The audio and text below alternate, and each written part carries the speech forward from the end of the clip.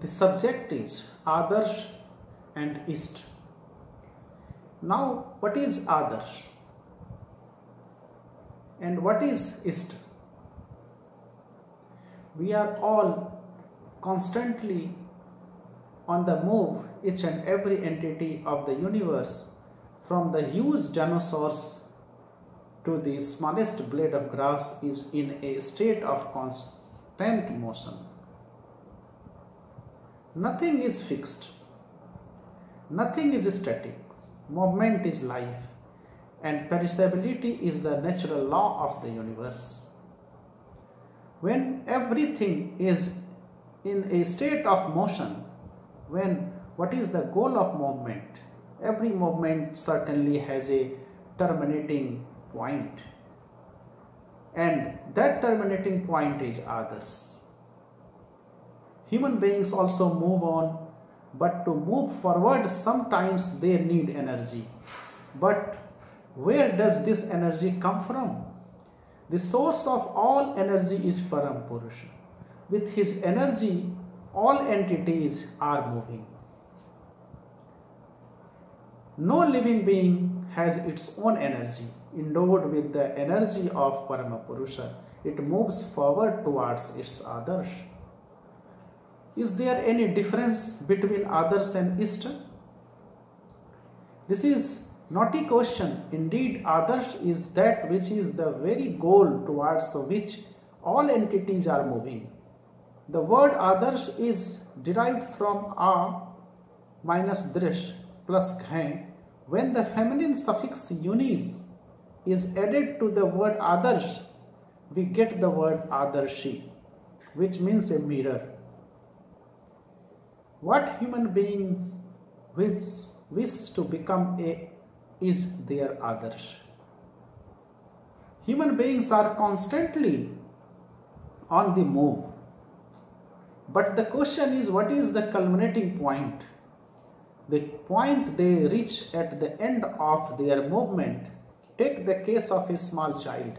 It is always weak and powerless. If it wants to be strong, it has to undergo regular physical exercises.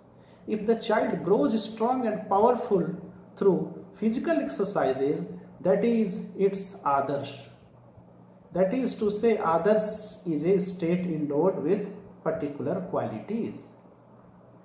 Now, when human beings do not move towards that state, what happens? I have just said that movement is the law of the universe.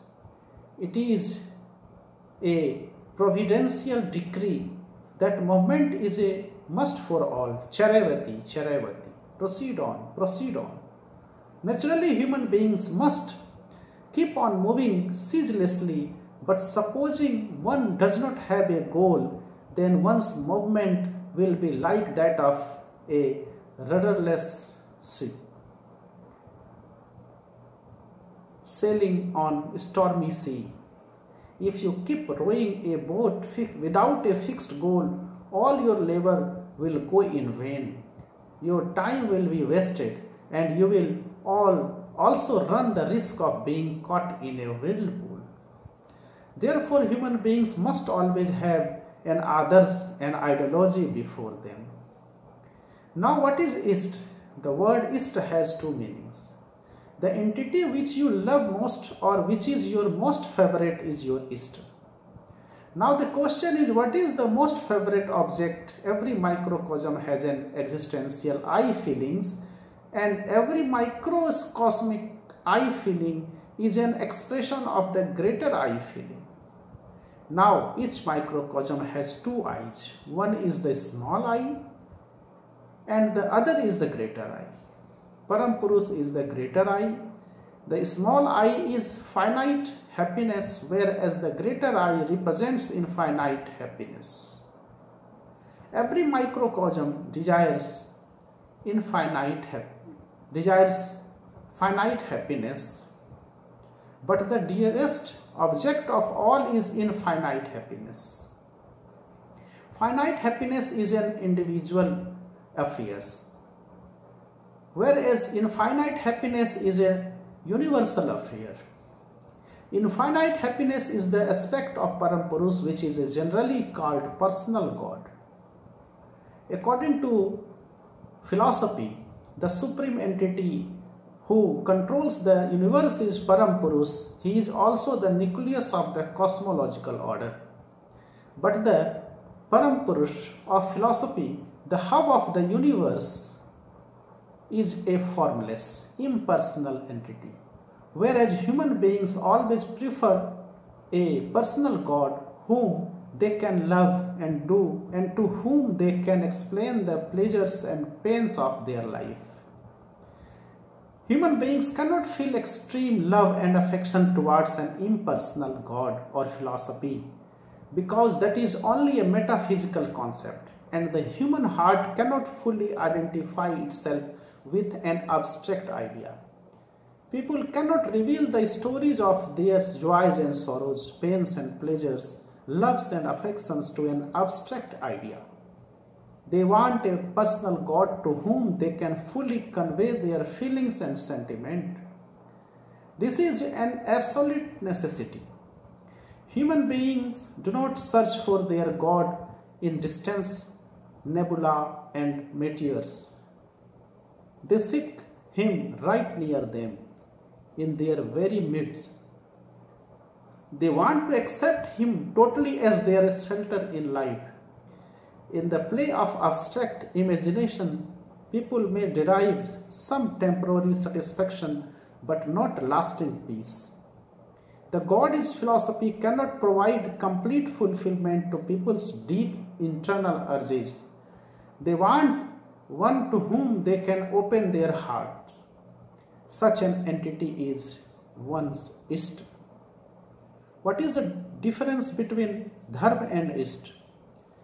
That which sustains is Dharma. Jah dharanam karoti sah dharma. Dhriyate dharma ityahu sa ev paramam prabhu.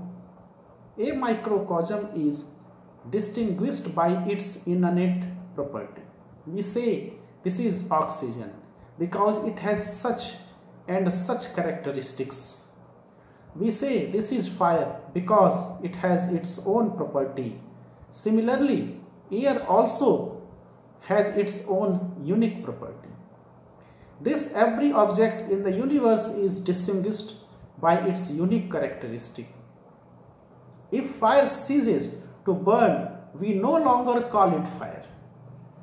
If air stops blowing, we no longer call it air because mobility is its inherent characteristic. In Sanskrit, there are two words, nila and neela. Nila means blue color, whereas neela means fixed, stationary. If air is immobile, then it becomes nil or stationary and not anil or mobile. In this way, innate properties or characteristics of objects distinguish between animate and inanimate, organic and inorganic, movable or immovable entities. Human beings, animals and plants all have life. Just as plants have certain common characteristics, animals too have certain common characteristics. Of the numerous differences between plants and animals, the major difference is that plants are relatively static, whereas animals are dynamic. Now, if plants become more dynamic, then they too will come within the category of animals. Now, what is the difference between human beings and animals? Human beings follow Bhagavad Dharma, but animals do not. The common characteristics shared by humans and animals are eating, sleeping and dying. But human beings have the unique property of Bhagavad Dharma, which is lacking in animals. This is the speciality of human beings. Now, if this unique characteristic is lacking in human beings, then they will degrade themselves to the level of animality, and if animals develop this characteristic, then they will be elevated to the status of humanity. What are the special characteristics of Bhagavad Dharma? They are Vistar or expansion, Rasa, that is flow, Seva or service, and Tadasthiti or realization of the Supreme. The first criterion of human greatness is the spirit of expansion. Human beings want to give an aesthetic expression to all internal feelings and propensities. This is the first aspect of Bhagavad Dharma, Vistar. Rasa means flow. Endless waves are emanating from the hub of the cosmological order and surging in troughs and crests in all directions. These microcosmic thought waves are dancing according to the cosmic will of Paramapurusha. Human beings are also dancing in the rhythm of these aesthetic waves to the tune of the sweet musical cadence of Krishna's flute as he remains in the nucleus of the universe. This is the second aspect of Bhagavad Dharma. The third aspect is Seva or service. Now what is a service? Pranipaten pariprashnen sevaya. Among animals there is no spirit of service, but among human beings it is certainly present. Pranipaten means through total surrender. Pariprashna means through proper queries, and Sevaya means through service. That is, Parampurus is attainable through total surrender, spiritual queries and selfless service. Parampurus himself does not require any service. But in this universe, each and every created object is his progeny. If you serve the children of Paramapurusa, if you serve the distressed and afflicted human beings, if you render all-round service to humanity in the physical, mental, mundane, supramundane, social and spiritual spheres of life, Paramapurusha will surely be pleased. This is the real service to the Supreme. If you want to please a mother, simply serve her children, and the mother will be pleased. This is the third aspect of Bhagavad Dharma. Service is always unilateral or one-sided. That is the major difference between service and business. For business is mutual. You give some money and take something, say pulses in return. The transaction is mutual, but service is quite different. It is always unilateral.